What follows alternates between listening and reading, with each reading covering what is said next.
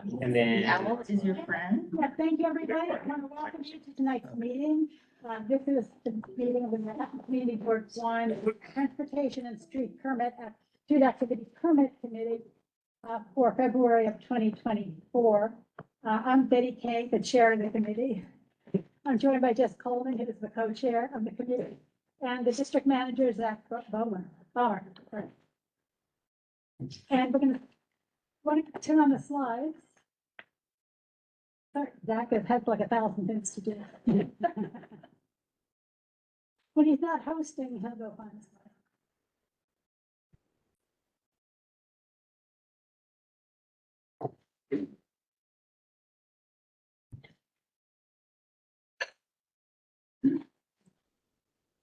So then I'm going to turn it over to you, Jess.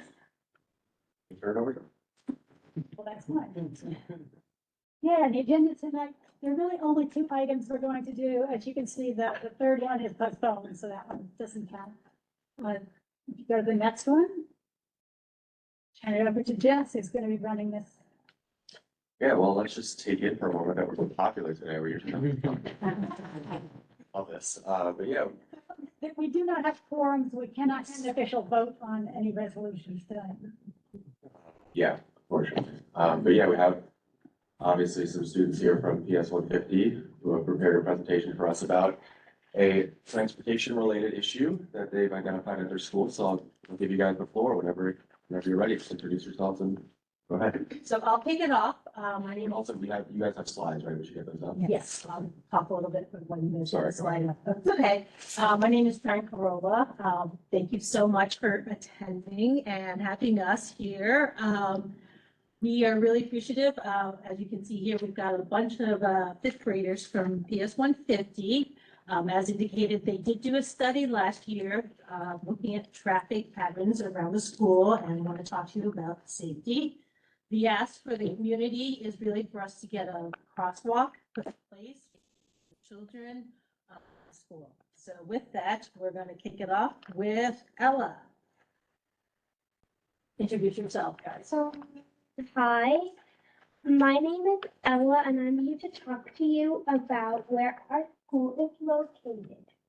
Our school is located on Trinity and Rector Street near Trinity Church.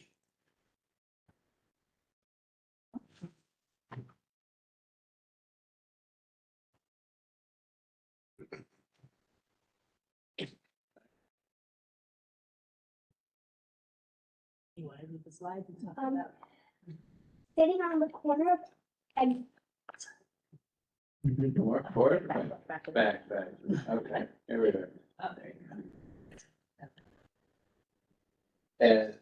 Oh, it's heavy and it's. the, okay, sitting on the corner of Ed First Street and Trinity Place is PS 150, a 3K to 5th grade public school. On the corner, there is one crosswalk. See?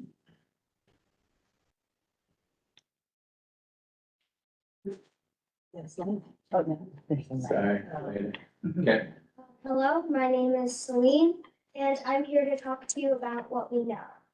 So, we know that there's like a street on the side of our school, and most people are supposed to go from there, but when you're rushing or like going to somewhere that's closer, when you take the shortcut, they take the shortcut instead of going all the way around. And like if you're rushing to school or like you're late to class, You crossing safely? if you're rushing to class, then you probably take the shortcut because then you wouldn't have to like go all the way around.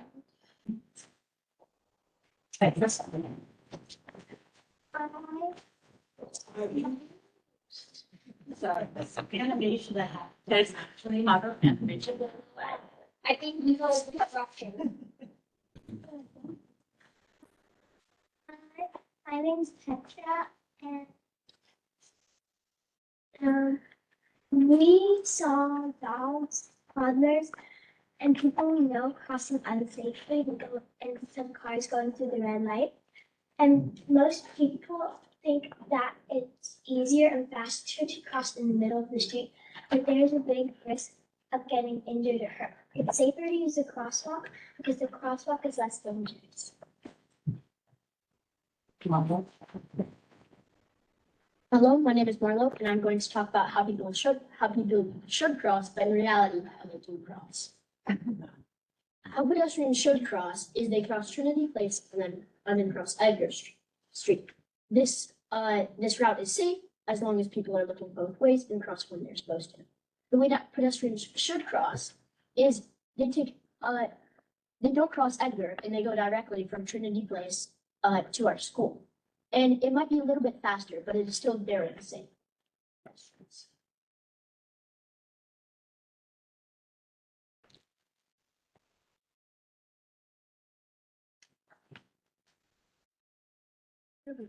Amelia?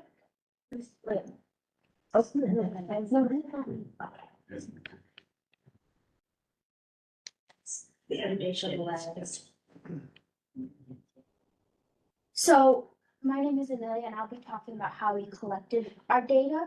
So in 1 week, 5 days in a row, we researched about how people cross and how, like, what they do. So at 2 times in the day, in the morning and the afternoon, there are 15 to 20-minute intervals. And we researched who didn't use the crosswalk and who did use the crosswalk. So not at the crosswalk is where they didn't use it, and at the crosswalk they did. And yeah, and then when we found out all of the data, we graphed it. Like all the students in the class graphed it to show our own way how people crossed. So a bar graph shows a visual of different numbers of people crossing. The line plot compare crosswalk used over time. People use different colors when graphing to communicate their data more clearly, so we can understand which is which. Hi, my name is Dashel, and I'll be talking to you about how we graph the data and stuff. So we use either line plots or bar graphs to graph the data. And typically more people did not use the crosswalk rather than using the crosswalk. We wondered if the day of the week impacted how many people crossed. As you can see here, the brown is the people not at the crosswalk, and the blue is the people who used the crosswalk. And you can see that more people did not use the crosswalk, with the exception of Wednesday, when more people did use the crosswalk.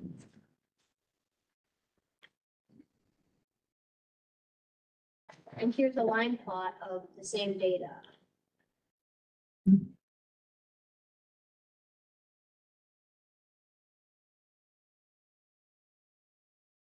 And this is what it looked like at the different times of the day. But still, every time we looked at it, more people did not use the crosswalk rather than using the crosswalk. Yeah.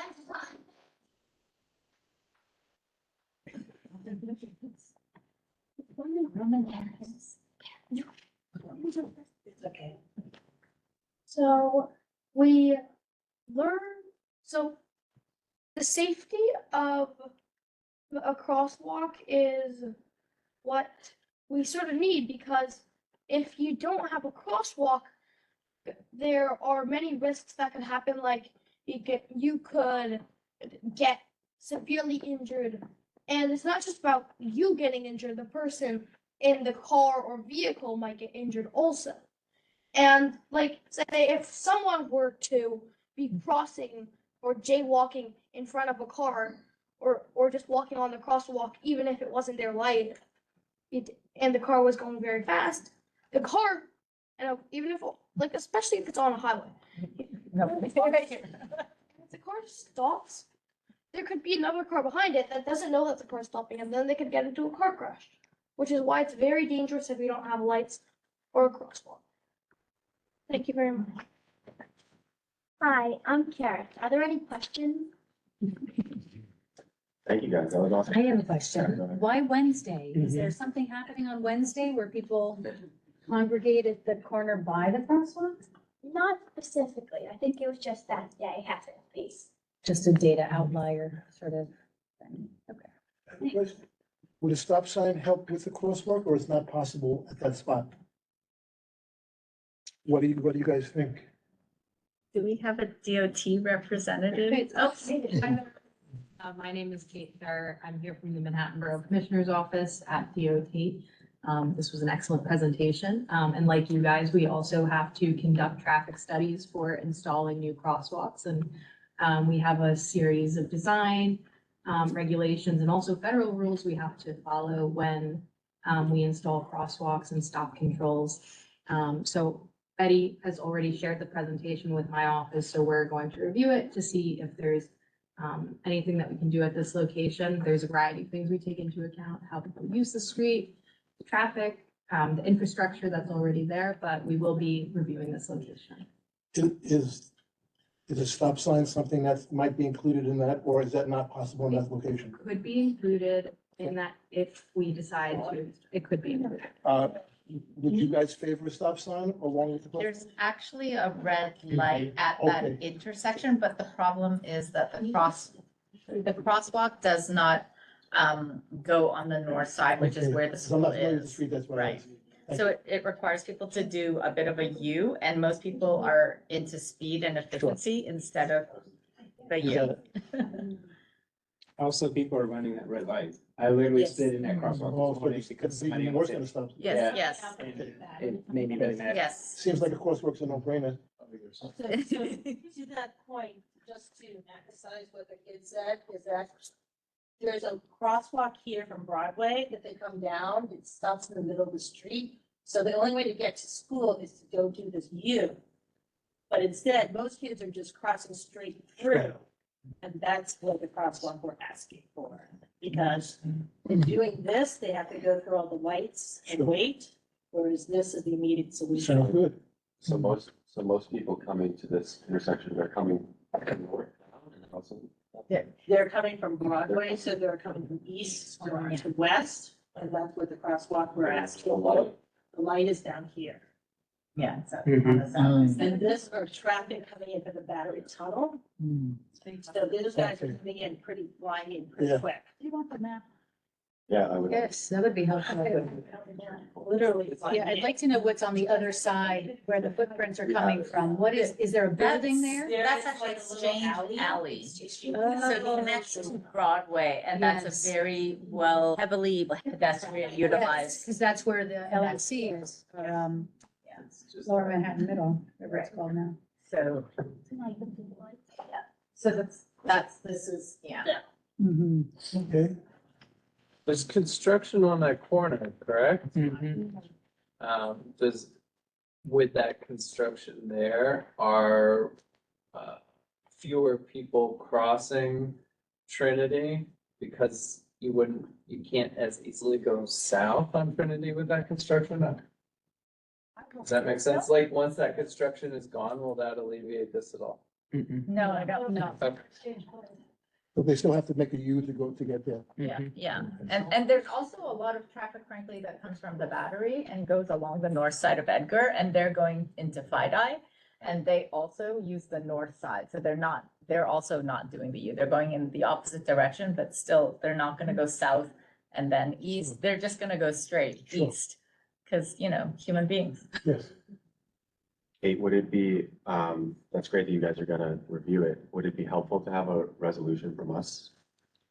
I don't think we would need a resolution to review it. Betty already shared it with me, so I'm sharing it with my colleagues to take a look at it. Can it be noted that we support it? If the other people do, could that be something that could be noted if everybody agrees? We have a quorum. Now We you have one person on the line. I mean, just if everybody else agrees, then without a resolution, just so that they have something on documented that it's being supported by the committee? So, this question.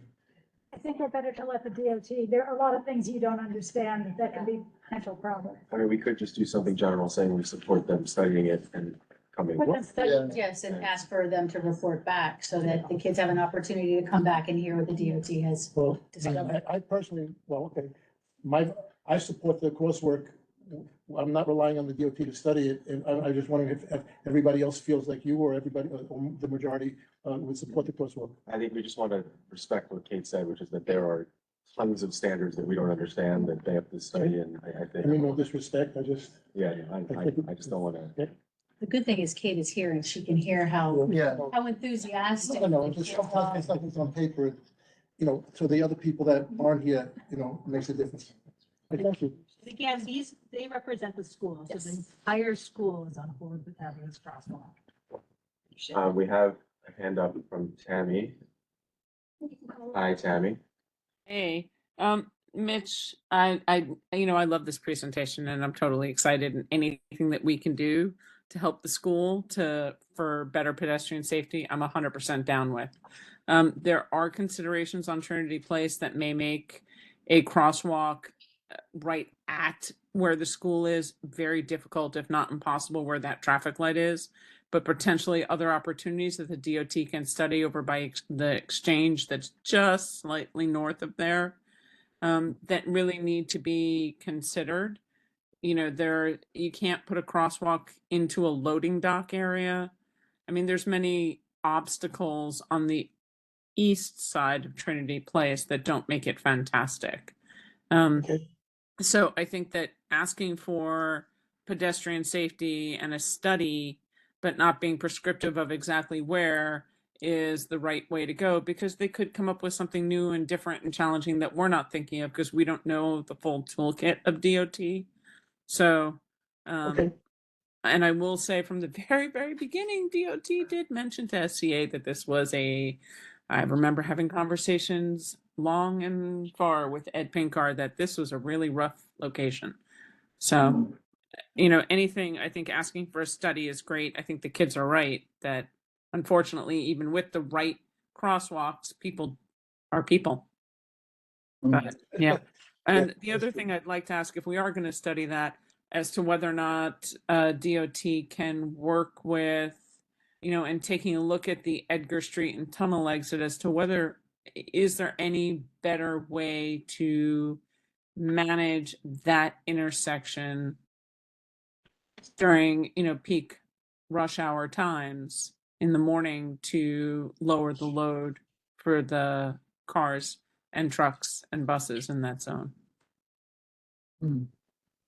I can take that back as well. Kate, question for you, because, so that exit isn't always open, or from, like, why is that, and how's that determined? I am not certain, but I can check. Okay. Jessica, since people sometimes run the red light, and this might not be applicable, but what about a speed bump, say halfway the previous block leading up to it, to kind of mitigate some of that other, you know, the speeding, Thank you for maybe bringing to, that up. I mean, Yes. Oh, yeah, that would also, you know, low speed bump.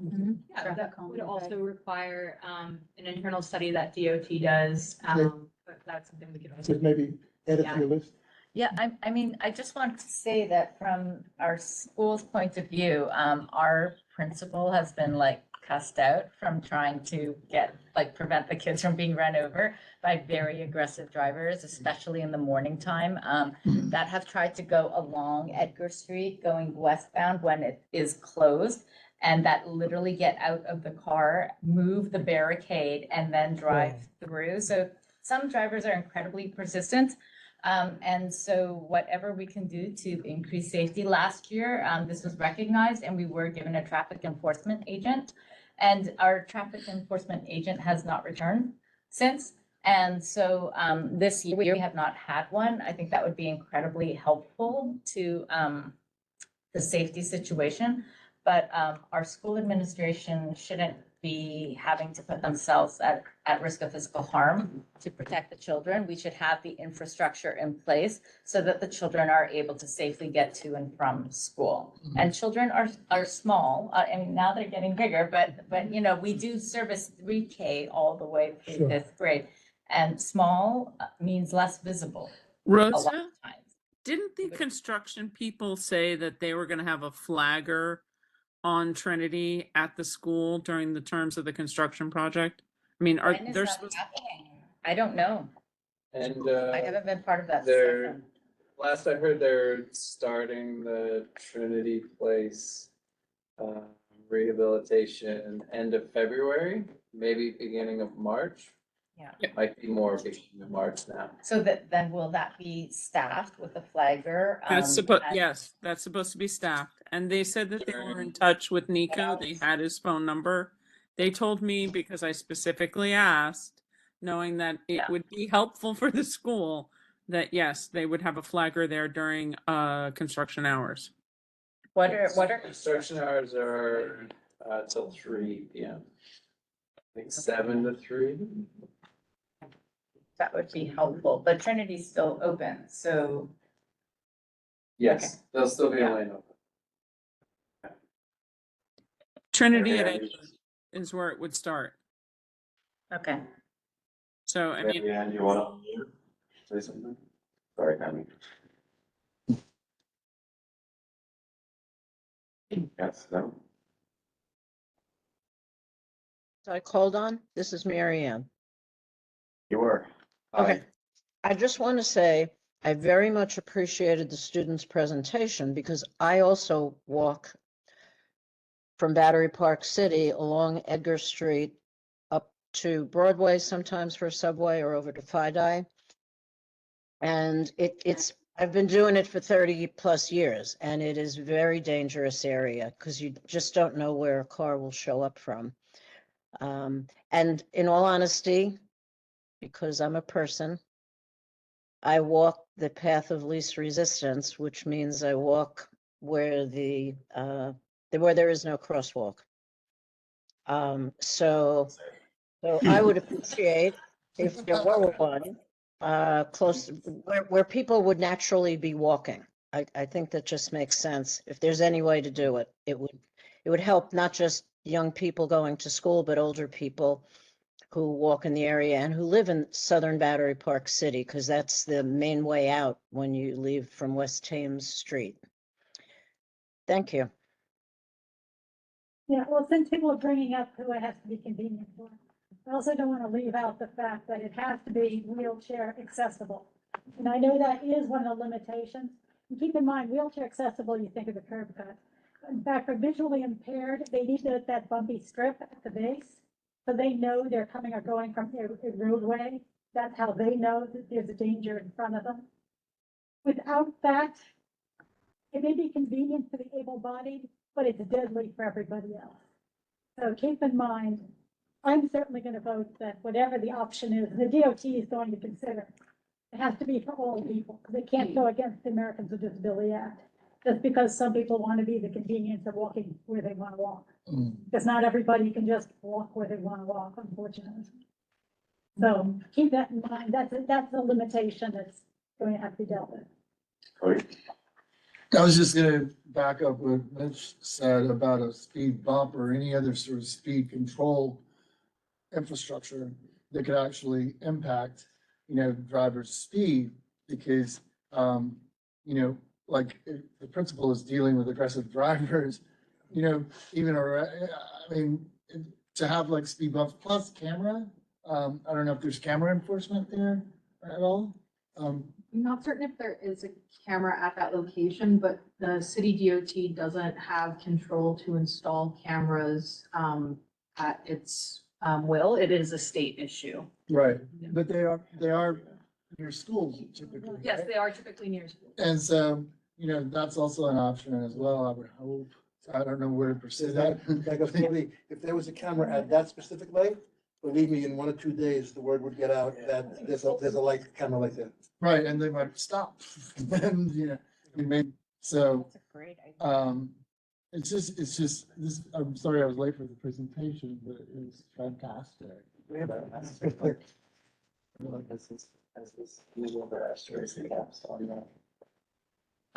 And I'm usually against certain lights, as a money grab, but in this Okay. situation, that's more important. Yeah, that's in the back. Hi, everyone. My name is Jackson Chabot. I'm the Director of Advocacy and Organizing at Open Plans, and we're a nonprofit that advocates for safer streets. Our office is also by Canal and Broadway, so we're in the CB1 catchment area. I came tonight because I knew your presentation was on the agenda, so a big round of applause for all of you.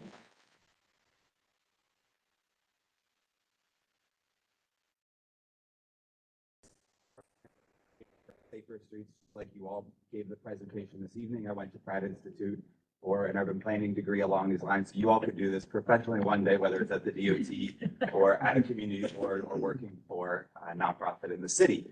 I have a few comments and a few questions for you all. So first with the questions, I loved how you were looking at what the students' behavior was, but for me, I feel like the root cause, as some of the other audience members have pointed out, is really the vehicles, especially vehicles that are very large. So I noticed that you didn't count any of the vehicles in your study. I was curious if you thought about that, or for the next phase of your research, if you might count how many vehicles were along the corridor. Questions to you guys. What do you think? Do you want to count vehicles? How vehicles usually you see going down the streets? What do you observe? Like what, is it regular cars, big buses, trucks? Well, I think we didn't really pay attention onto the cars or trucks. But I think from like if we do another part of this research, we should focus on cars too. So then we can see if there's people who are running red lights too. That like might affect how people walk. Yeah, I think that's amazing. And I love the question about the cameras, which I have another comment for after this. Second question, I think one of the best tactics you all can use as students is potentially to talk to other students. It sounds like you've got the support of your school, but I'm curious if, as people have mentioned other schools in the neighborhood, if you've met with other student groups there, other teachers at the other schools near your school. Have you organized fellow advocates? I don't think so. Not yet? Okay. There is another school in the Battery. There's another school in the Battery that uses this similar walkway going the other way. So They were responding. What were you saying? We don't really have a lot of schools close to our school. So That's a good response. with Texas that's close. Someone pay attention. So if there are other schools, I'd recommend reaching out to them and collaborating with your teacher to find how they feel about the safety by their school as well. And a few comments on your presentation, which I can share afterwards as well in writing. The term you all are describing with why people cross where they cross is actually a term in psychology called desire lines. So people are choosing this path of least resistance. And if you Google desire lines, there's a whole bunch of scientific research that proves exactly what your research proved too. So super interesting and awesome that you all found that out. I'd also suggest, as you're thinking about the potential infrastructure, people mention obvious things like the crosswalk, as you suggest, a stop sign, and things like speed bumps. But there are other tools in the DOT's toolkit, such as curb extensions, raised crosswalks, and leading pedestrian intervals that I think you absolutely should advocate for.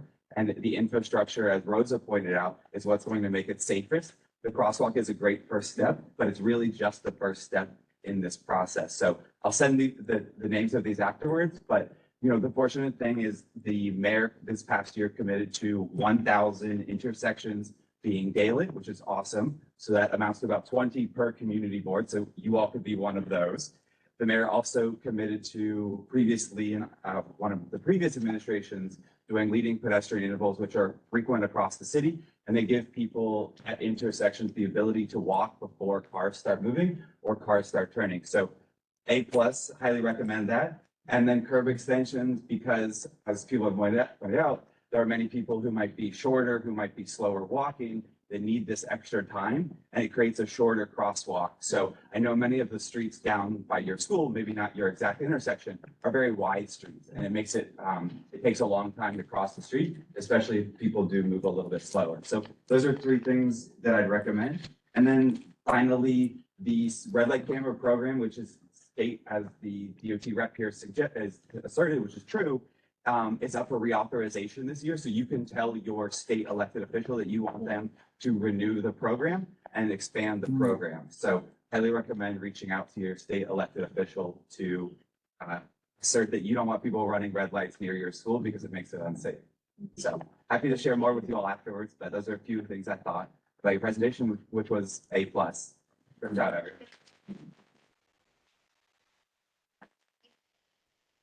So I'll propose we vote on a resolution, just as we said, generally calling for the DOT to study this and their various proposals. And then also, as Tammy said, looking more broadly at the Edgar Street intersection to make that a disaster somehow. Yeah, you want to say something? So one more question about study. Do you have a thought on how long that usually takes? When would you expect it to come back on that? Probably, for the speed bump, that takes longer. Those usually take around, a year for the speed bump. I know we do have a backlog of them because, anyone is able to submit a request for a speed bump and we study all of the locations.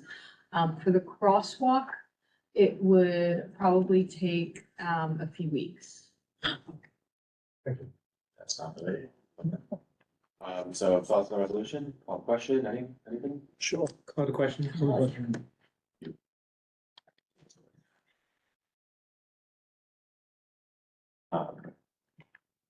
like, So I'm gonna watch you there. Tammy wants to vote or otherwise we have 4 in the room. I'm good. I'm a yes. I'm a solid yes. I would like to make sure Nico doesn't get run over. Yes. Any opposed, recuse, or abstain? No? All right, motion passes. And a huge shout out and thanks for our advocates from PS 150. I love to see youth starting in the role of advocating for themselves. Yeah. Don't be a stranger.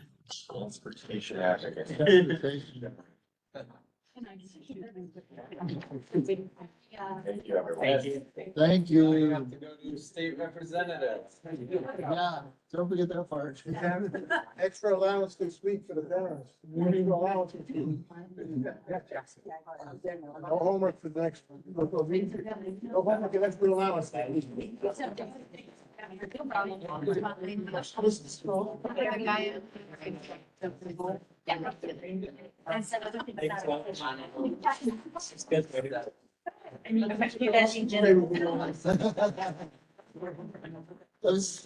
fine. Thank you so much. Very proud.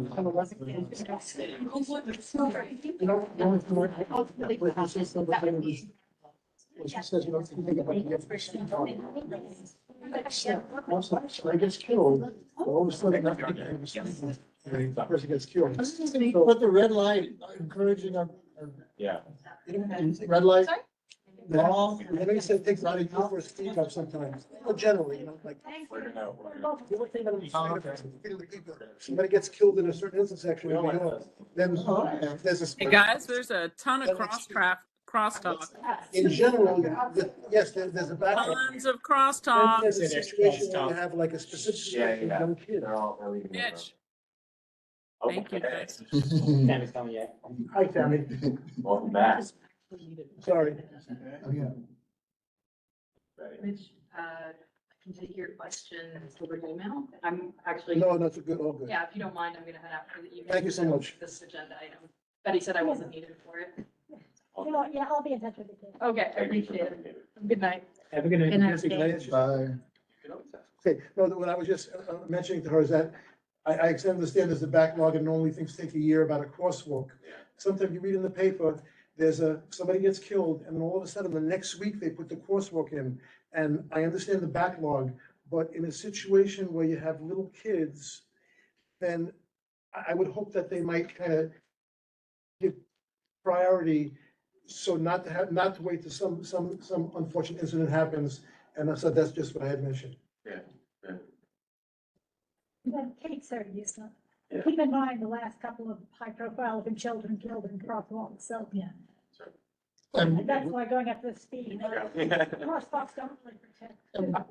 With the Talk about proliferation speed bumps. Yeah. with SUVs where you can't see a child half the time, like No, no. It's like, That's what it feels about the speed bumps and the red light camera. that's Yes, exactly right. it's very- Right. All right, let's.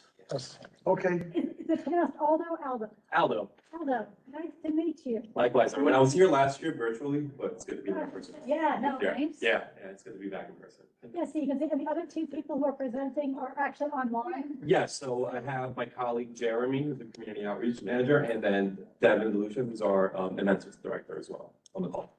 So I want to remind you, because you've been through this before, this is the 46th tour, so this is hardly news. Yeah, Things haven't changed really from last year. no, So but yeah, it will open.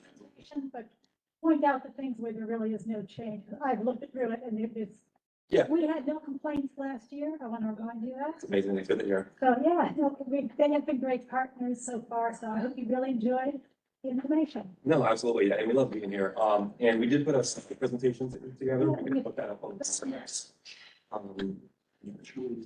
That thing pulled in lots of directions.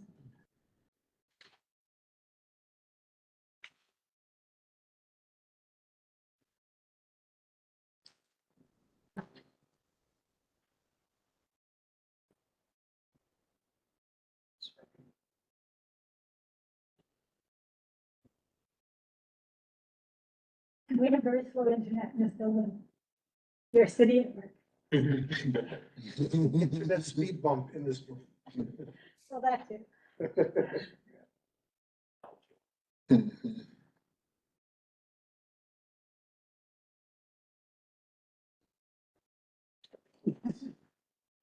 Oh, that's right, I sent you a PDF version.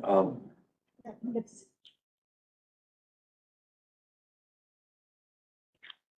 no, you can't do one at a time. I always forget each application has its own like zooming feature. Oh.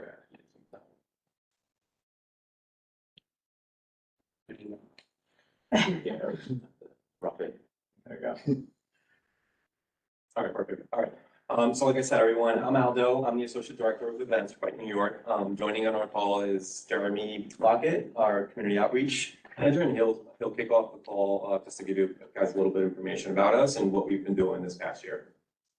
I appreciate, stop me at any time if you can't hear me, someone, make some waves or something like that, and I'll try to speak slowly. But my name is Jeremy Lockett, Community Outreach Manager for Bike New York. It's an absolute pleasure being on this call. I remember being here last year. So again, I'll talk about what we were able to accomplish in 2023 and sort of what we're gearing up towards for 2024. I will say I did also enjoy that presentation from the fourth graders. I'm on many calls and many meetings, especially with DOT, to council members. I was on a council member call today. And one thing in many spaces when we talk about the intersection of transportation, safety, whether it's criminal justice and other topics and fields that I come from, we do sometimes not listen to the young voice. There's no voice from a young person in the room, and the youngest person sometimes will be like what I don't know, like 30 years old or something like that, my age. But yeah, it is again, so really want to push for that. I have a feeling that those fourth graders might have inspired other circles to bring in younger voices. So looking forward to see where those ripples go. And I know DOT gave you like a year, but I think some of those ripples, you'll see the effects sooner than that. One thing I even suggested, because in my head, I would love to suggest, and I know this is not what we're presenting, but we're human. Signage is a big thing. I don't drive a lot, but when I see a sign that says drive like your kid lives here or goes to school here, that hits me. I got a heart. So, starting off with those places as well. But I will stop. I will start talking about the tour and everything we do. Aldo and Devin will go into details about the 5-borough bike tour. But we also, we host 2 other rides that are not in the city, our Discover Hudson Valley ride, as well as our Twin Lights ride, which we implore folks to talk about and join. But these rides, which, as far as the tour, we have close to 30,000 people ride safely in these car-free streets. It's our biggest source of funding for many of our programming, our free programming, and a lot of our impact programming that I will say I co-manage. And so last year we were successful in kicking off a pilot that may be transitioning to a program where we have we have provided over 200 bikes to recent migrants that have come to New York City. As the news talks about it one day and doesn't talk about it the next, there's still over, I believe, 120,000 asylum seekers that have come to New York City. And the thing that we knew that we could do best was provide refurbished bikes. It's something we do very well. We do this at our Recycle a Bicycle shop in Brooklyn, our community bike shop, where we fix old bikes. People want to give them a new life, and we know what to do right with them. Some of those bikes that don't go into programming, we donate. So from that 200 bikes for asylum seekers and recent migrants that have come to the city, a lot of these bikes go to toy drives around the city, under-resourced communities. It's an absolute pleasure coordinating these initiatives. Kids love the bikes, and adults definitely love that as well. But yeah, it also, from our Learn to Ride classes, we're continuing to provide free Learn to Ride classes to adults and kids. I would say every weekend, don't quote me yet, from April probably till late October, because the season is only getting longer as global warming is hitting us more. But these classes are great, 2 to 3 hour sessions. People learn how to ride a bike. Believe it or not, in those 3 hours, we have mastered how to do so. We start off with taking off the pedals. We go from there. We also do like specific programming to certain groups. I won't go down that yet. I mean, I'll hint at we might do a programming for older adults. We want to get older adults back on bike safely, and just working that into the community. One of the other major programs that the tour helps fund, I will share, it's one of my favorite programs I get to co-manage, is our bike mechanic training program for those that are formerly incarcerated. I know I mentioned it last year around this time to you all. And so last year, looking back, we were able to graduate 46 people that were formerly incarcerated. Some folks they've just come home. They've been home for a while. They've struggled in the community to find work. They support their families, or they are just sort of lost, like slipping through the cracks, I would say simply. And these folks, they've done time for a year, up to 15 years. It doesn't matter. They come to us with the hunger, they want to learn a new skill. And our master mechanics are able to convey and teach after a 4-week training how to be a bike mechanic, what that looks like. But we have a partnership with Motivate, who maintains the city bikes around the city. As you see those blue ones and you see the gray ones. That's our pathway to employment. And it's really exciting that we have this training. They're onboarded after that 5th week, and they start their paid work at $23.25 an hour, competitive wage. And it really does turn folks' lives around. We have folks that have worked at this program for years, from 2 to 3 years, to folks from last year. They did their seasonal work, and they look forward to being hired again this year. So I have the pleasure of onboarding folks and working with these New Yorkers. Last year as well for the tour, I didn't have to mention this. People that go through our programming, specifically our workforce development program for those that are formerly incarcerated, and those that have received bikes through us, we've invited them back to ride in the tour. So last year, we did have 2 folks ride in the tour that had graduated our bike mechanic training program. We also had a few people that were recently seeking asylum from Venezuela. They rode with their program director. They got to see the city on their own safely. It was a really amazing experience, and I could get emotional talking about it, so I'll pause there. Let's see. We're constantly thinking about safety in the city and how we can help. We do lean into advocacy, whether it's working with DOT, but we did wrap up this past year with one of our most successful bike light giveaways. I know it sounds kind of funny or fun, but it's impactful. Folks continue to ride all throughout the year. We've transitioned from giving these disposable lights to rechargeable lights. It's better for the environment.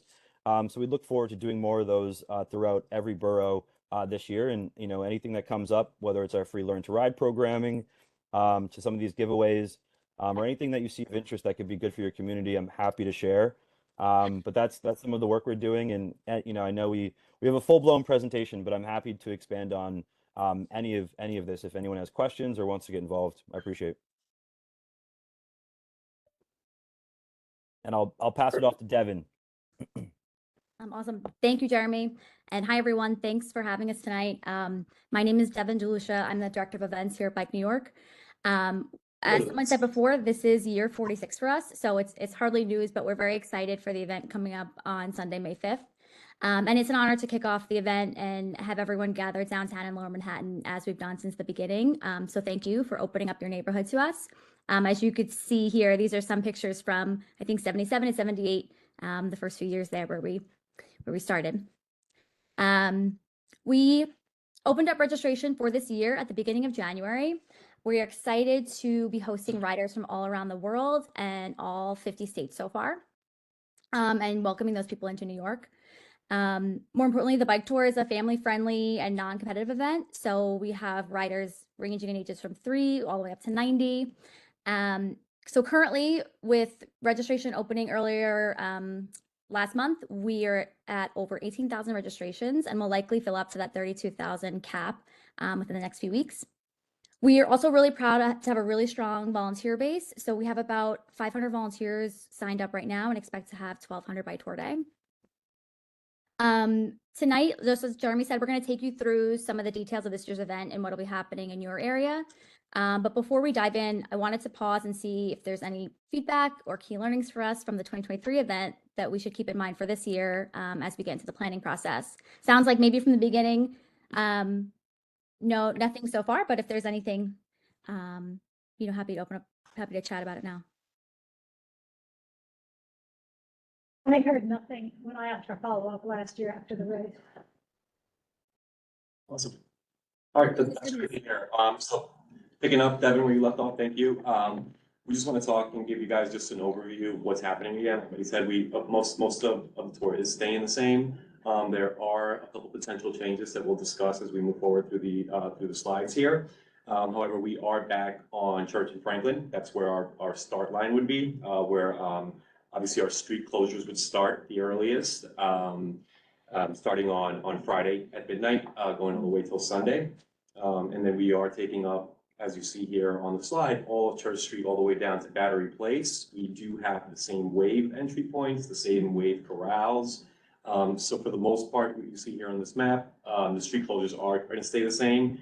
We haven't submitted our SAPOs yet with the city. However, we're still working on that closely with them. We are trying to determine where the location for our unlimited biking partner is going to be. They're the vendor that handles all our bike rentals for the tour. And if you guys remember last year, we had them over at Little West Street in Battery Park City. However, since then, there has not only been construction on that strip that we used to occupy, but we have since outgrown the space.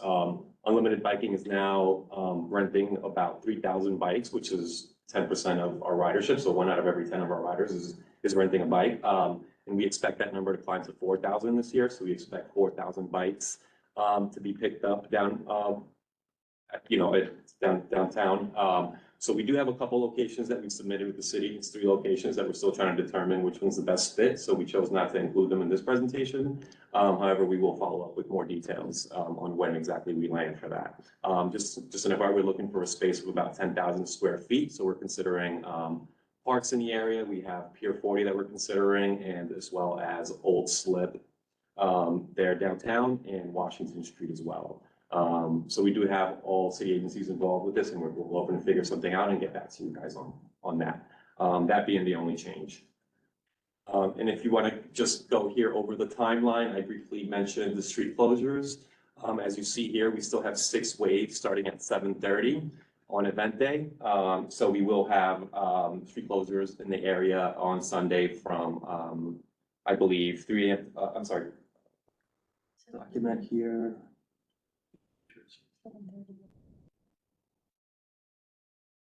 All right, so we do have street closure permits from 3 a.m. to 11 a.m. in this area, just obviously to accommodate for us setting up.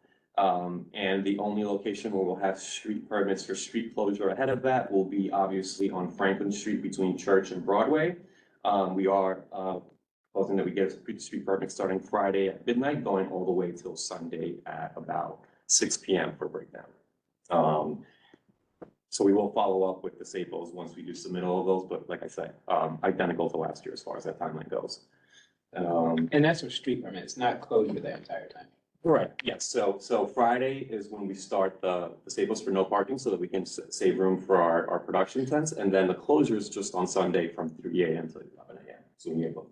Can you explain what you mean under wave one, for example? Yeah. It says West Side Access, Chambers Street. Can you go back to that? slide? Yeah, absolutely. Great question. It's coming back. So Thank so you. what you see there with West Side Access and Yeah. East Side Access is how we get folks to enter their corrals, depending on which wave they're on. We have two-way access points. So basically, everyone that's downtown is going up to their corrals through the West Side Highway. They enter through the Empire State Trail and go up. Everyone coming down from Canal Street and forward, or coming from Broadway, and enter their corrals through any given street there, pointing out for each wave. So when it says West Side Access, are you expecting them to come across Chambers Street, make a left on Hudson and go to Duane? Yes. Because there is no longer a street that connects Chambers and Hudson. It's now Bogardus Plaza. Okay. So that means that you would be steering people through a pedestrian plaza. I see. Okay, that's a great point. That's why I raised that. So we can talk. All right, about so on all this Chambers for- and Hudson, okay, definitely, we can do a site figure out spec a there and different- figure that out. Yeah. Absolutely, thank you for pointing that out. Mhm. Good point. Yeah, great. No, especially for wave one, that's a great call out because it does get very crowded towards the front. Most of our participants do end up in wave one, our VIP, charity riders, et cetera. So we'll make sure we address that as well, leading up to the event. If we can also, moving forward, we can then talk about our speaker placement. I know that was a big focus last year. And apparently, we got really good feedback from you guys. And I think overall for us, it really worked out well as far as the new revised placement of alternating them throughout the stretch from from Franklin all the way to Duane Street. So as you see here, if this is good with you guys, we're planning on. Can I ask a question? Yeah. about that? The last 2 years were much better. Okay, And great. before you guys came to this committee, Yeah. came to the Quality of Life Committee, it was different people, so that weren't as accommodating as you guys, and not as truthful, and there was a lot of problems. Okay. And so the Okay. last 2 years, to echo Betty, I 100%, 1,000 times better. Okay. So were there, I thought that the speakers weren't gonna go back to Duane Street. Was it back to Duane Street, or like just not past Worth, or? No, so for this time, we did follow the exact direct here, and they went all the way up until Duane Street, Okay, so having the- an alternating speaker at that. Okay, that's right, so there was less amount, and they were Yeah. facing like. And exactly, and then they were Okay. all, like, our vendor had in mind, who we're planning on bringing back, we had a meeting with them and keeping the thought in mind to keep us down within the corrals ideally, but enough to be able to like navigate through some of the wave, like people are kind of. Whatever you did last year, you could confirm that it's Yeah. like for the speaker thing and for the, I don't know, the vocal, yeah, because Yes. they were like not last year, but Yeah. previously. Right. And they were like, like it was like a DJ, Absolutely. like, come on, guys, let's move up, because. No, But definitely. if you can confirm that it'll be like last year, because I live on the corner, I have zero complaints. Oh, that's amazing. And yeah, it's in regards to that, our programming staying the same. We do expect the DOT commissioner to attend as well as the DEP commissioner. So we have invited the mayor as well. So we're waiting to hear back. But the plan would be to keep the programming schedule the same and the speaker placement the same, I think. And I think one of the reasons that the speaker placement was better is that Yeah. you didn't put it on the corner where it echoed down the streets. It was shielded by the buildings themselves. So if you could just make sure that that placement Definitely. is shielded by the buildings and it doesn't Yeah, carry that down. the definitely street. helped a Whatever you lot. did last year Well, was. spread out. Yeah. Okay, awesome. We have a hand from Tammy, if you wanna. That's if you want to share. Hi. Thanks so much. I just wanted to go back where the new rental spot is going to be. So Tammy, so we have proposed three separate locations for unlimited biking rental. Where, last street, just to give you some references, it took basically the space of Little West Street between Battery Place all the way up to Third Street. Well aware. I'm sorry? I'm well aware. I know where it was. So where are we going this year? Right, so we've outgrown the space, and that was about 7,500 square feet. So our challenge is finding a space that's about 10,000 square feet. And we have three proposals so far, just full transparency. One of them is at Old Slip, right by Old Slip Park downtown, utilizing both of those streets along with Front Street to be able to accommodate our vendor. And then we also are considering Washington and Morris Street, which is right there, perpendicular to Battery Place, in addition to Pier 40, which is another proposal that we put out there. So we do have a favorite, and we would hope that we can move forward with the Old Slip Park plan. We think it's the most accommodating space for our vendor, and logistically, it just makes the most sense, keeping in mind that we need street closures for truck staging, truck movements from our vendor, which they're located in Jersey, so we like to think about the movements prior to the event day and getting 4,000 bikes into the space. So we really like Old Slip Park for many reasons. So like I said, we're working closely with the mayor's office on figuring out if that can work out for us. So Morris and Washington, are you in the Battery Garage itself, or? No.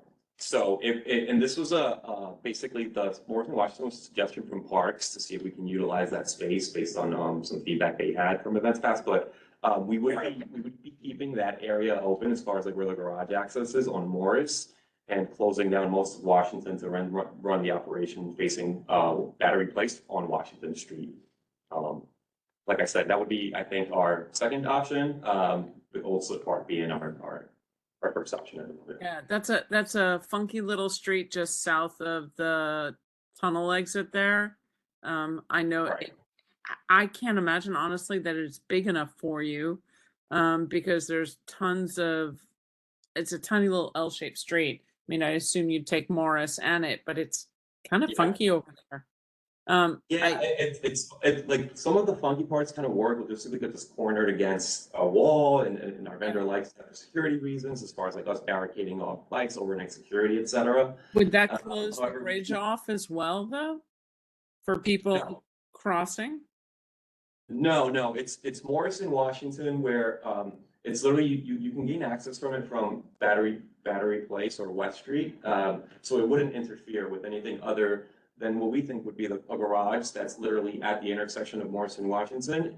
And the concern that we have, which we're waiting to hear back from the city, is a hotel, I think Sander Hotel, which is on Washington Street, which is also something to consider.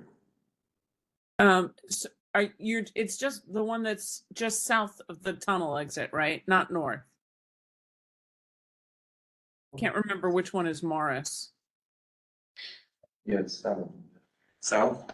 So my question for you is, there's a pedestrian bridge that is exactly there that crosses over the tunnel. Yes, absolutely. That would be clear to pedestrians with a designated pedestrian lane as well. And the footprint would be wouldn't start until like 30 feet after that pedestrian walkway down on Washington, and then there would also be clearance going into Morris Street, keeping the pedestrian walkway in mind, and that'll be active during the operational hours for the event. Great. And Old Slip, where exactly on Old Slip? So on Old Slip and between South and Water, utilizing really the length of Old Slip, along with Old Slip Park. That could be a great location, because you could get people coming. Yeah, you could get people close to the ferry, which is really important if they're going to ferry over. Exactly. It's about a 5-minute walk, and then parallel to the potential location, there is bike paths, not only on the FDR Drive, but on Water Street. Exactly. And that participants over to State Street safely. We keep in mind we have 4,000 people. We are trying to divide them up into 2 days. So Saturday and Sunday, we're hoping to split the load and having 2,000 people come each day, which is why we also love the idea of Old Slip, making sure we have enough room for our 2,000 participants on event day to get over to the corral safely. So if and when, if the committee chooses to do a resolution, my suggestion would be that we include a recommendation for the Old Slip location and Nick's Morris, because of its, and it's right by the construction zone at the bottom where you say it's near Battery Place. That's actually going to be a construction zone on the south side. So I don't think it's a fabulous location. It's not nearly as convenient for directional signs and ferries and subways. Yeah. As Old Slip, me personally, so that would be my recommendation to the committee if we're gonna go do that. If the committee is not gonna do a resolution, then it's notes that we need to take and we would put into SAPO as a approved with conditions. Perfect, sounds good. And picking up where you, what you mentioned about Battery Park and construction, as you guys know, last year we had we had a marshal check-in at Battery Place. It was really at the sidewalk entrance of Battery Park there on Battery Place and Washington, on the other side of the street. This year, because of the construction, we can't be there. So we have moved the location, as you see there on the map, over to Bowling Green. We have already had this conversation with Parks. They have tentatively approved, but we submitted the application and our proposed site plan for the space. So we will be taking the space of Bowling Green Plaza and working with the same street closures and schedule as we had before. We're just going to shift in the location across the street essentially. And does that also mean that you've spoken with the museum, who will be open during some of the hours that you are there? Yes, we have. We're also in talks with the museum. We're actually considering, well, depending on where our conversations lead, we've considered using an event space inside of the museum for our. So that part is not only a Marshall check-in, but it's also an event solutions tent that we have during event day for folks that, didn't make it to our packet pickup, that have issues with their bibs, lost bibs or anything in that matter. So we were hoping to maybe move that indoors and use the museum as an indoor event space. So we're still in talks with them. We're still trying to figure out if that'll work, but if not, we have informed them we'll be there. If not, we will be just using the plaza outside, but they will know we'll be there, and we designed our site plan based on their needs to make sure that we keep a pedestrian walkway by their entrance and the subway stations as well that are in that plaza.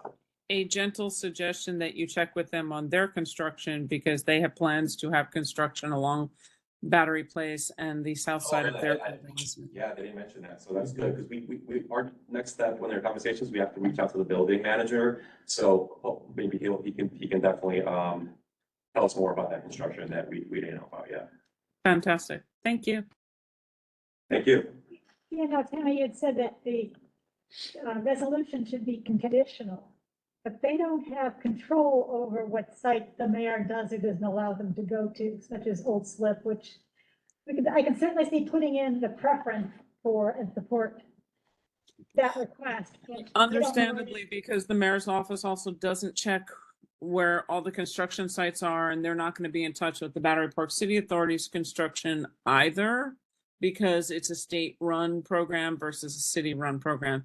There's tangential overlap that we have discovered from other conversations that aren't happening. So either way, it has to be called out really strongly. So it's local knowledge knows better than sometimes up the chain.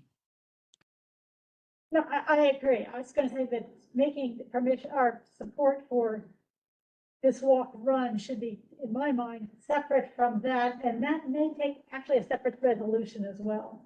If the mayor's office doesn't choose Peck Slip, as we hope. Betty, we could say we approve with the following recommendations. It's not that big of a deal. I mean, we always approve them nowadays. You know what I mean? They've done such a good job in being responsive to the community. So. Yeah, no, approval with recommendation, and I get you now. Thanks. That clarification. Perfect. So it's exciting because it's good to have a couple changes. So we are looking forward to that. It would be an upgraded space for our participant overall experience. So we'll definitely keep you guys looped in on where we land on that.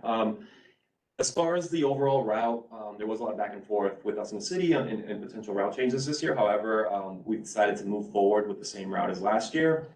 Obviously, still passing through all 5 boroughs. We are just wanted to outline here some of the things that we have along the route. So as far as 4 rest areas, we have 4 water stops, amenities as far as 15 entertainment zones, bike repair stations along the way. We do have photographers that'll be along the start line throughout the day and all 5 boroughs taking pictures of our participants.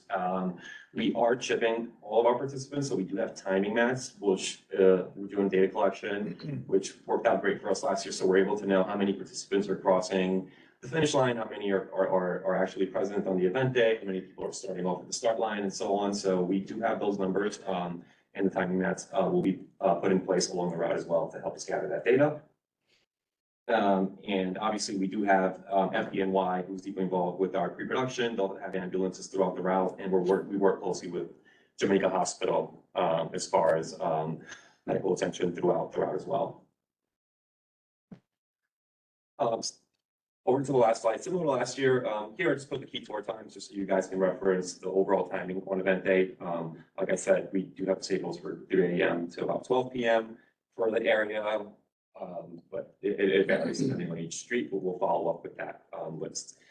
We do have the CB1 hotline still established, same as last year, where if anyone has any issues, we will be providing this number for them to reach out to us. We are starting our outreach in the coming weeks. We do plan on flyering. We do plan on reaching out to businesses along our route, and specifically those where we have street closures on event day and prior. And that about covers most of it. I'll open the floor to you guys, or Jeremy and Devin, if you have anything else you'd like to add, please do. If not, we'd be happy to take on some questions.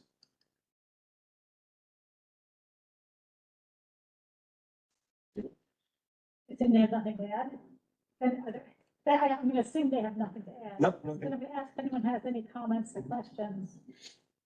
The helpline is a real person or recorded? Yeah, it goes to my phone or our production coordinator's phone on event day. And prior to it, until 3 days of the event day, it'll go to my phone, and then on 3 days prior to the event day, it'll have to go to our production coordinator. And I can share all that as well. Thank you. Is there anything else from anyone? I don't want to go back to, but I have the therefore be it resolved, so you can see what we asked for and are going to ask for. This is very much from last year, because things worked very well. And I think a lot of the conditions would be the same, except for Tammy's request that we put approval with the condition, with the recommendation that they get, And if it's helpful, I can share the proposed site plan for Old Slip. If you guys want to have a visual to reference what we're thinking of. that would be great. I can send that to you. Just to have a copy of. Okay, cool. Yeah, I'll send that to you, Zach, as well in that chain that we're in, just so you guys have something. But yeah, just to remind people, because I took it from last year, because it sounds like people liked the changes that were made. But this has been continually being upgraded, but last year where it reiterated again with the flyers, which has already been commented on, the residential buildings, which Carrie commented about. The staff setting up the race overnight, be instructed to not have the bullhorn, which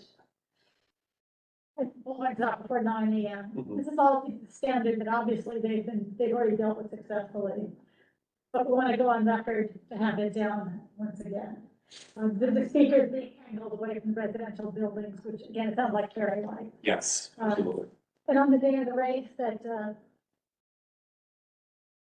auditors representative, and again, they have told us they're going to have the phone number again. Yes. We had last year, was successful. So there is the one change, and would you like to put in with Tammy's comments for NCD one, supports the approval of the 2024 5-borough bike race with the recommendation. Do you want to actually have that? Well, it's done, and I know what the wording is, and they can see what the wording is they're voting on. Both of you have the ability to. I know you can do it. But put after the word tour, just put.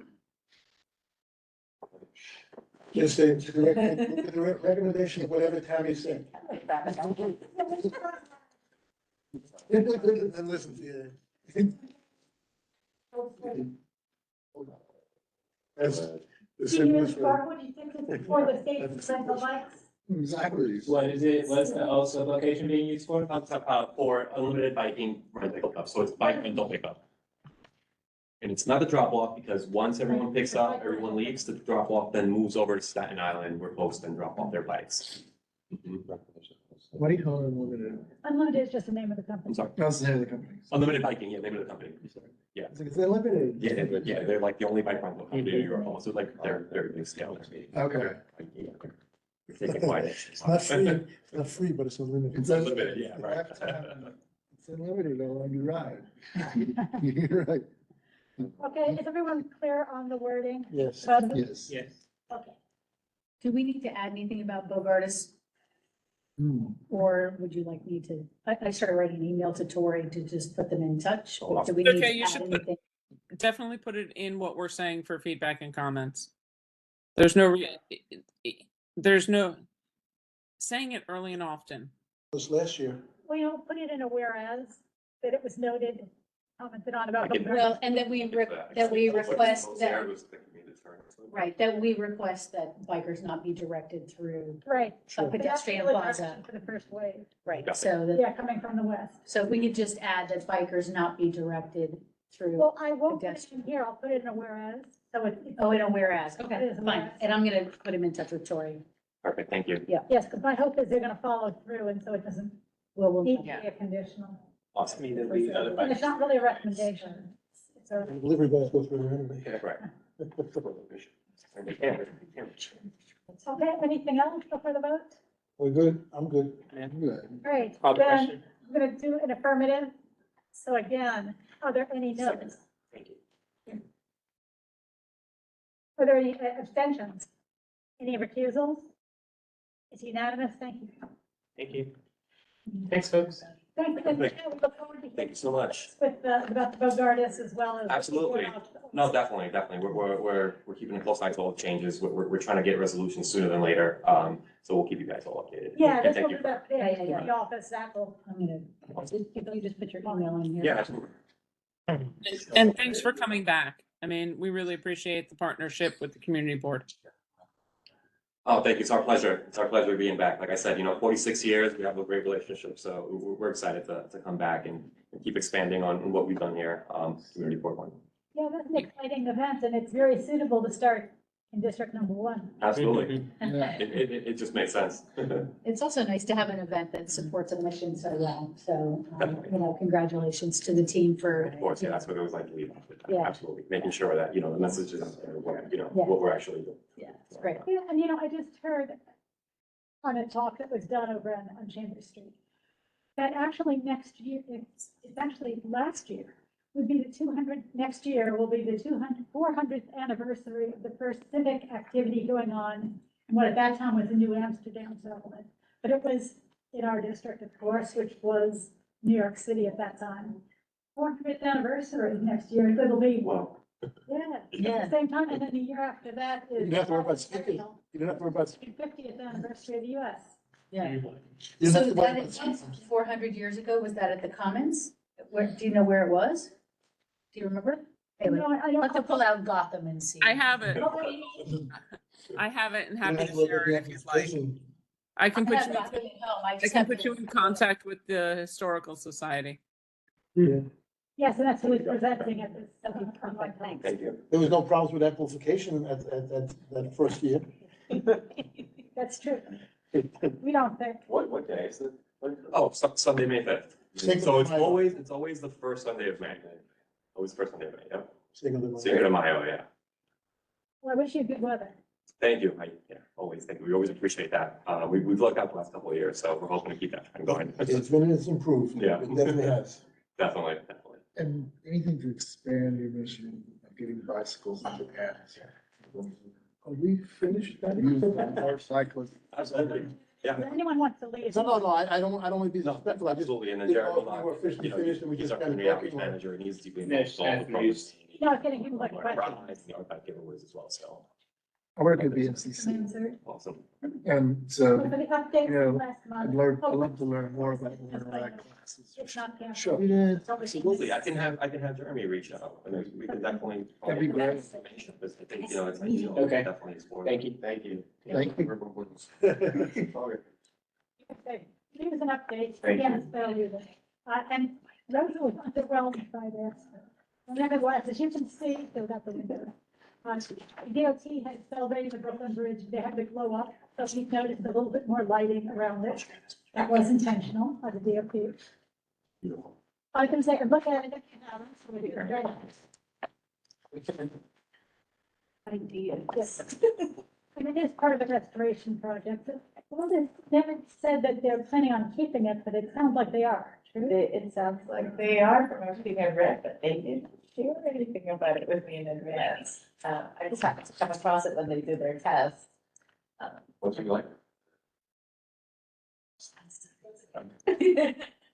Sorry. Yeah, we go to the next slide.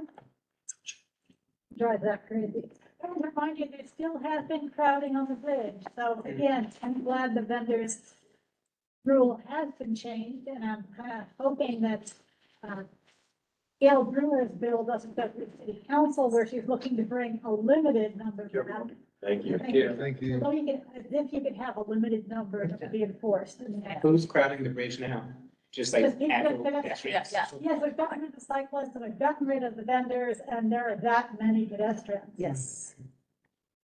You know, it really is a concern, and I want people to be aware of that when we make judgments, that it is still an ongoing concern. It's popular. It is. And build another second bridge. I know. And as far as the governor, if you have listened to the budget, these were, someone summed up the transportation related issues. Again, the budget has not been approved yet. These are the governor's requests, so they may or may not happen when the law is actually passed. But anyway, the toll deterrence, or fraud deterrence, she is obviously focused on, and looking at putting more enforcement force behind this, which has been in the news. Anyway, to allow New York City to lower its speed limit, or Semi's law is actually in the governor's. We'll see if that makes it through. The stretch limo passenger safety, which I was not that familiar with. Next. The safe lithium ion batteries. So again, they are promoting that. She's pushing legislation that's going to be voted on. Again, to have some kind of standards for what is allowed in New York. The autonomous vehicle technology extender. I like this one. Interesting. Which would simply allow testing to occur within the state of New York, which I guess now it isn't explicitly stated that it could. It doesn't mean it's going to occur, it just means. Wasn't this in California? There's something where the autonomous vehicle, if there's a passenger in the vehicle, but the vehicle did something wrong, there couldn't be a ticket or any type of violation issued because technically nobody's driving. Did you read, anybody read about There's a that? whole bunch of things, and California is one, and San Francisco. It was bewildering. A lot of the testing is taking place in Arizona and Nevada, so I'm gonna guess they have the lenient laws for it at this time. But anyway, commuter van stabilization pilot program is also in there. Again, we don't really have much, the dollar vans run into like Chinatown, but some of those other alternative commuter van things to stabilize it, because evidently there's been some financial distress there. So that's kind of where she's going with it. But for those who have, this is another option. This is a group out of Germany now pushing that they will have a remote person piloting your car for you. So when you get the car, and this would be an Uber kind of arrangement, not necessarily rental for your personal use. The car will be driven to your location and then drive for you, and then you can decide if you want it to park or not, and then it drives away. So it's another option of things I never really thought about. If someone else was going in that direction of there's a remote pilot somewhere just maneuvering a lot of vehicles. Anyway, I want a live person behind the steering wheel. the comments have been coming. The OTA with the flaws in the new turnstile, which remember they were putting them in larger so that people couldn't hop over them in the fare evasion. But soon after they're installed, you know what happens. They're not 100% sturdy, and they found that when you put your hand on the sensors and that opens them, otherwise if you lightly push them, they will also automatically open. So, yeah, that's been shown online, and people have captured that idea, so much for that. But despite all that, there was still a reduction of 20% in the people who were skipping out on fares. So they actually still did something for those little nervous, I guess, about getting caught. Next, in the same vein, the MTA is really trying to clamp down on people not paying fares. They are going to put a 15-second suspension on the opening of the safety doors. And it is occurring as a pilot, it's not everywhere. But they said, I read something else about that, that if there's, God forbid, there's a fire or something else like that, there cannot be no 50, I mean, like, then, Just override it. yeah, but you can't override something until you find out about it, but for an emergency. So that was like, I'm not saying I'm for it or against it, I'm just saying that's the pros and cons about that. Right, so again, all things being worked out, and that's a pilot, it's not. Somebody starts shooting and then, you can't have to wait 15 seconds. So, more struggles. Next. Oh, I love this one too. More transit crimes. I want you to, this is a federal trend. And that's the only reason I'm really bringing it up. It doesn't make New York City is all messed up. It's really, it seems to be federal. And in fact, the Federal Transit Administration is actually starting to step in and come up with some statements about it. Because not everyone's as big as New York City with as much resource.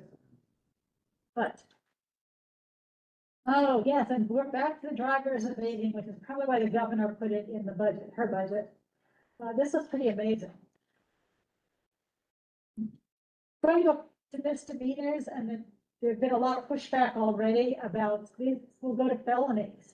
If you skip out on up to 1,000 or up over 3,000, you get to different levels of felonies. So this is very contentious. But there are fines will also go up on others for the single instances as well. So you'll get to 1,000 and 3,000 faster. So, Yeah, okay, what do you want, you imagine your cellmate, what do you want from murder? What do you want for, the congestion, you're dead right there. People get charged as felonies when they buy the donuts. well, I was gonna say, keep in mind, it's, yeah. I'm sorry, I just, In line with other craziness with it. But that's what the push it is.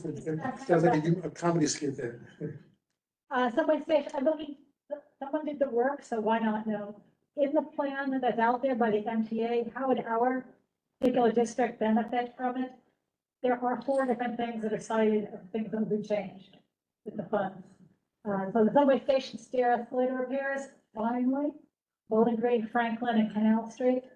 Subway station upgrade modernization, Chambers Street. So much needed things, maybe they'll happen. Those being announced.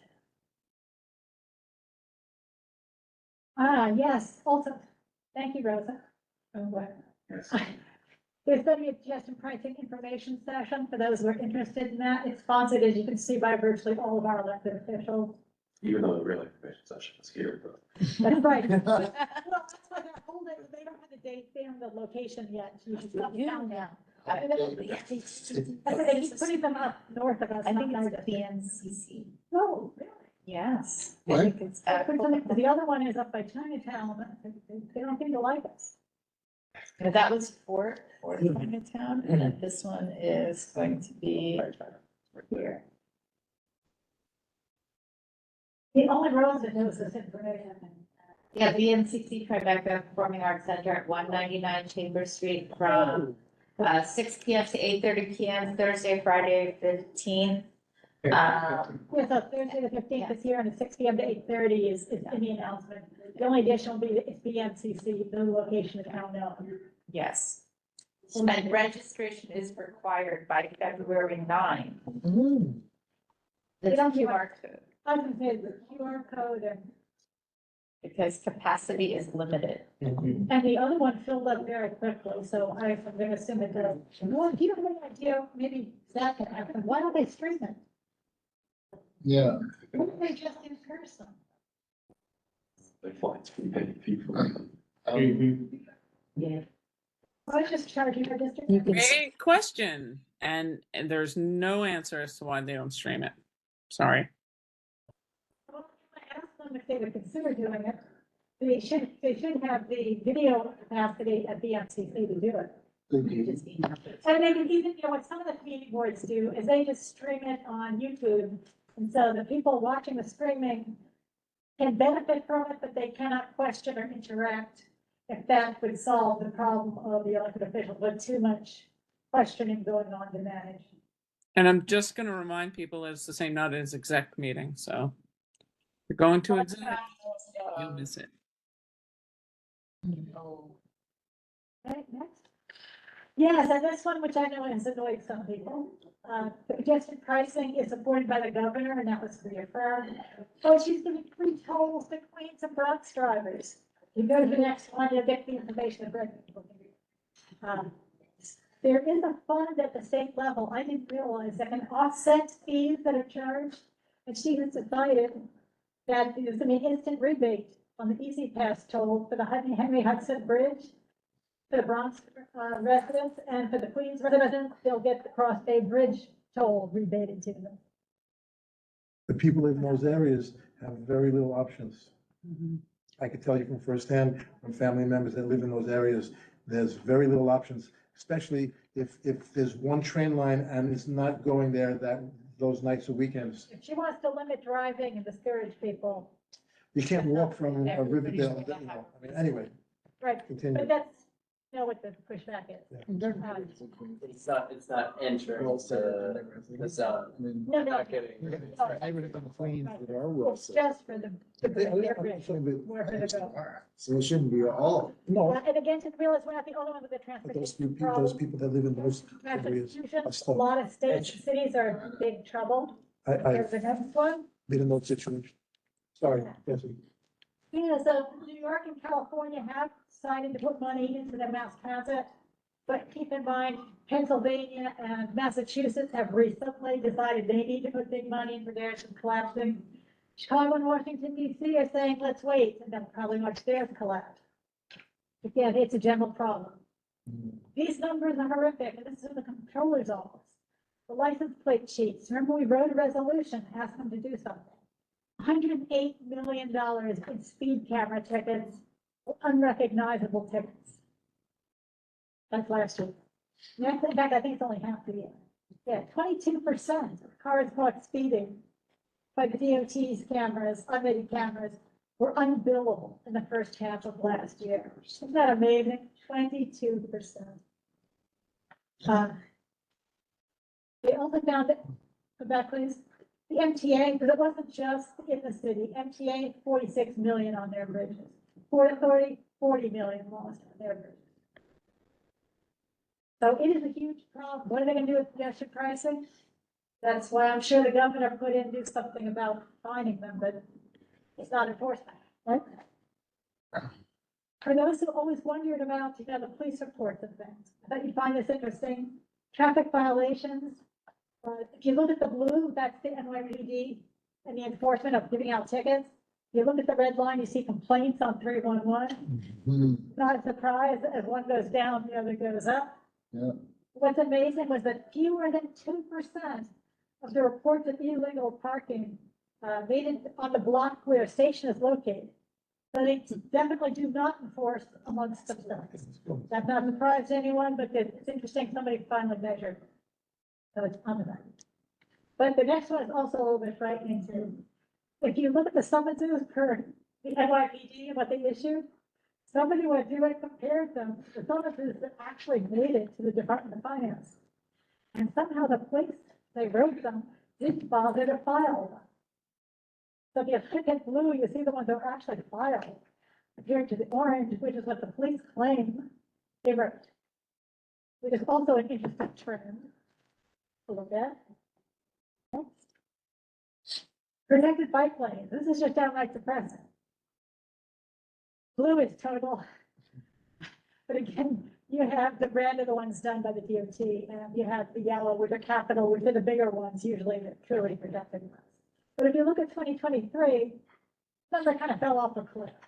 And that's what we've been seeing with no requests coming to us for a presentation, because they didn't do anything. So that's a trend we're really going to have to look at, but anyway. Next. Congress, so the feds are finally inspired by New York City, it's New York Congressional District, people that brought it forward. We're going to actually consider creating standards. Because only the federal government can create standards for lithium-ion batteries. They cannot create it to manufacture. They can't be enforced at all for importation either. So they said they expect it to be probably at least a year, but nevertheless, the feds is on their radar to look at. Tammy, raise your hand, Tammy. I was talking with CB7 today. They got a presentation on e-bike batteries by a company that is rolling out a test in Brooklyn that is for their own batteries that they are setting up recharging stations on private property, basically making deals and looking to get into the market. So it solves some of the other issues and specifically designing batteries for these kinds of bikes. And I thought it might be interesting if this is a topic that people are interested in to reach out to them and say, listen, when you've got your model and your test run set in Brooklyn, we'd love a presentation if everyone wants one. Yeah, no, I think that'd be helpful. That can put on the list of things. I'll put it added to my list of things. Yeah, no, thank you. And yeah, pass on the name to me of the company. Thanks. As you know, there is a movement too for, is it Bocher or Botcher? Botcher. He's been moving forward with, again, the respect the slow your roll, to respect the stroll, to all the complaints about the sidewalk, the bicycles on the sidewalk, the bicycles going in different directions on the street. Again, yield to pedestrians, don't bike on the sidewalks, stop at red lights, don't bike against traffic, the basic principles. And so it'll be interesting as they roll this out. And in fact, the Deliverista, the group of the Justice Workers' Justice Project seems to be supporting this and will be doing some of the education. So look forward to seeing what happens. But what has been said is very anecdotal because this is very preliminary. Next slide, please. And that is that, especially with the increase in minimum wage to do the deliveries, it's anecdotally there are fewer people having conflicts with pedestrians. Hope to build on that. Okay? Yeah, sorry, next. Forever. This is just a simple one for those who ever wondered about the safety of being on a stand-up scooter compared to a bicycle, compared to an e-bike, to the user, not anybody else. I always wondered, I always thought that the stand-up scooters seemed a little bit less stable because you have the standing balance. A study was done actually at Rutgers in New Jersey, and the group that had the fewest injuries were the e-scooters, believe it or not. Then it was the e-bikes, where 81% were able to walk away with just some treatment. So treated and relief was 81% compared to 85% for the scooters. The 79% for the pedal bikes, which is surprising that they had the fewest people who were treated and released. But again, those who are interested in the batteries, actually there were only, I think it was one with e-bike and two with the scooter, so there can be explosions or fires when there's a contact. Nevertheless, that was a minuscule percent. Not a big worry. Maybe they're just falling off more. Yeah, I don't know. And this one, and Brendan, this is for you to keep an eye on. A law that was introduced City Council, this would allow vendors, so think of the food carts, to place their push carts 2 feet from the curb. Right now, they have to be backed up to the curb. This is 2 feet. The rationale behind that is it's dangerous for them to step out and move into the street, but unless there's an obstruction in or on the sidewalk, then the vendor can be as close as possible to the obstruction, meaning they're not restricted to those 2 feet. And you go next. This is what Check Pens is coming out there, pedestrians advocacy group in Midtown. Hey, Betty, can we do a reso on that? Well, that's what's going to ask people what the interest is, because I think this is pretty. The bill just goes in such contradiction to what the board as a whole has voted on for pedestrian safety, clear path, everything for decades that, yeah, we definitely should be taking this up. Yeah, should they be allowed, and think about it, should they be allowed and just excluded from the clear path, no matter what? Should they be excluded from the walk lane and restricted to just the furnishing zone? And the bill could be modified, it doesn't necessarily have to be voted down. Chris Marte is one of the co-sponsors of the bill. Yeah, that would have been, doesn't make a difference to me if he chose to do that. It's kind of surprising, and in light of where Open Dining New York City is, or whatever the new name is, and where it's going, it starts to become a jigsaw puzzle for pedestrians and really making the city an unwalkable mess. So I think we need to discuss this one. I was gonna say, so if people are for it next month, we'll look at taking this one on and writing a resolution, at least asking for modification of the bill at a minimum. But who's proposing the, If you want to go, well, the back is a little too small to see it all. so it's the city council? The city council, yeah. So it's Marte's proposal. He is one of the co-sponsors, He supports it. but there are about 17 people who are co-sponsors, which is a significant number, since it's such a new bill.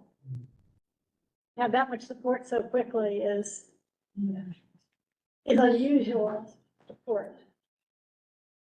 So I think it definitely needs something, but it could move rather quickly, and it is so against everything we've ever asked for. It's almost as if they just forgot to add the comma, except that it can't be placed in the clear path at the end of that phrase. That's all it needs, right? Because that's all we really want is. I don't know what they were thinking of, but there was some thinking of the person and the protection of that person and giving them more opportunities. They just didn't think of anybody else but that person in the food cart. Right. Because That otherwise doesn't it makes no square sense. with like the DOT requirements to leave 8 feet of space on a sidewalk. If you want to do a tree for Tribeca, for example, you have to have an 8-foot pedestrian clear path preserved Right. between your tree and your building. Deal with it quite simply like that, but I'd be interested in getting everyone's thoughts on it next month. We'll take it on. Then we need to respond to this one relatively quickly to the resolution. Next. Yeah, next. Yeah, the final rules are out for the DOT dining, out New York City programs. Go to the next, and they're gonna be implemented on March 3rd. They may put on March 2nd, but March 3rd, the program is actually gonna start, the new rules will start to be in effect as people start to renew. So again, the applications are open on March 3rd. And hopefully the sheds and things will start to go, because if you renew, you must immediately live up to the new rules that you're buying into and applying for. And they, as you know, don't allow the sheds. They're not very explicit about whether they're gonna force the others to come down.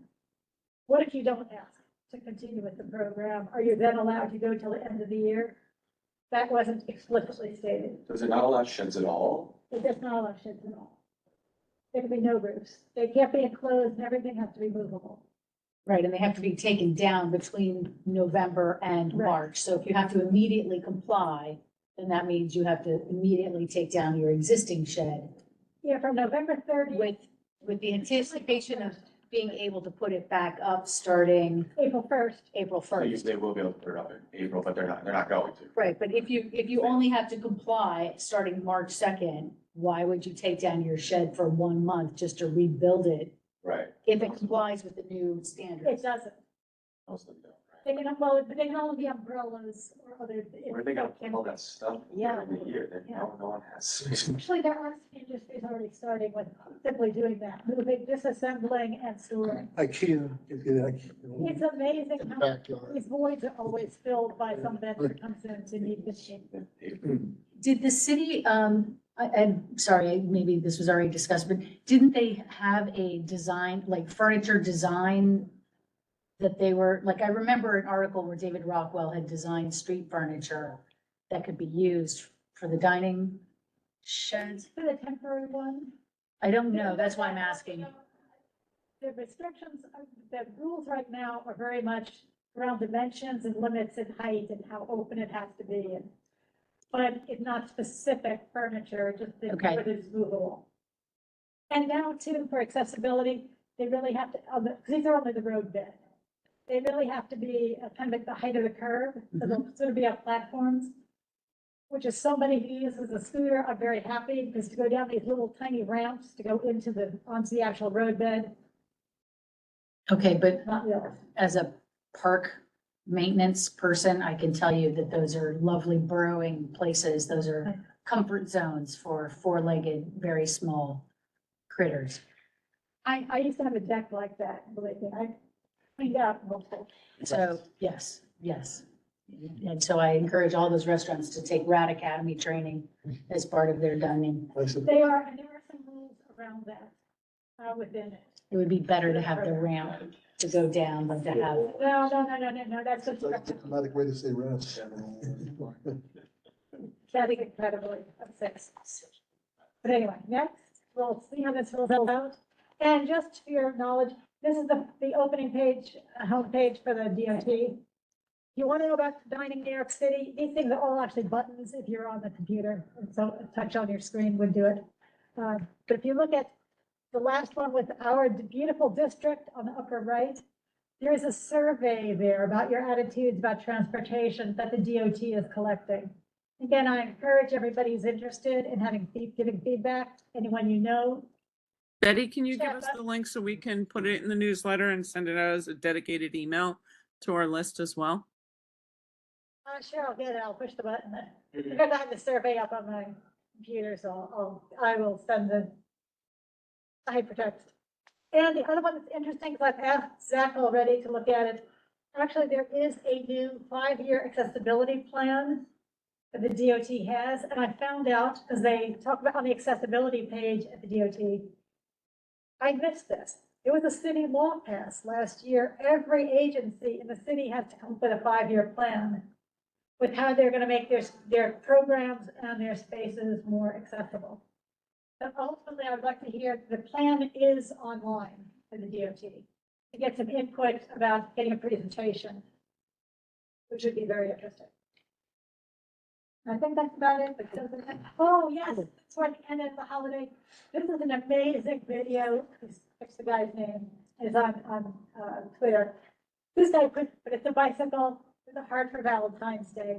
He actually just lowers his tire, kicks it, and it creates his heart in the snow. Amazing. But for those, the next one was more into cuddling and animals. Happy Valentine's Day. And finally, That's the spot where the guy just got hit. here, I wish you all a happy, healthy, and prosperous year of the dragon. Yes. So thank you. And since Vietnam is the same as China this year. Enter the dragon. Succeed by luck.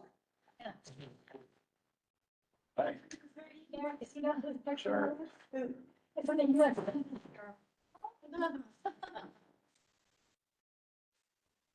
Thank you, but Thank you, Betty. Thank you. Thank you. And can I just say thank you guys so much for being so kind and sweet with the Oh, the kids kids? were That Oh, that was so great. I was so sorry I was late. so nervous. Sure.